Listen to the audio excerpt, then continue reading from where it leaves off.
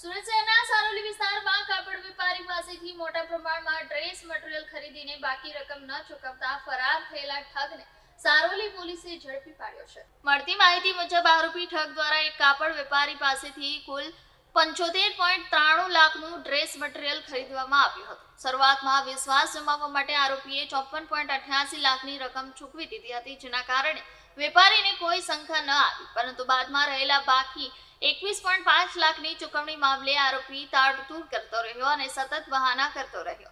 સમય જતાં આરોપીએ સંપૂર્ણ રીતે સંપર્ક તોડી નાખ્યો અને ચૂકવણી કર્યા વગર જ ફરાર થઈ ગયો હતો, જેના કારણે વેપારીને છેતરપિંડીનો ભોગ બનવાનો વારો આપ્યો હતો। આ ઘટનાથી પીડિત વેપારી અંતે સારોલી પોલીસ સ્ટેશનમાં પહોંચી સત્તાવાર ફરિયાદ નોંધાવી હતી અને પોતાના નુકસાન અંગે ન્યાયની માંગ કરી હતી। ફરિયાદના આધારે પોલીસે તાત્કાલિક તપાસ હાથ ધરી અને ટેકનિકલ પુરાવા તેમજ અન્ય સૂત્રોની મદદથી આરોપી સુધી પહોંચી હતી।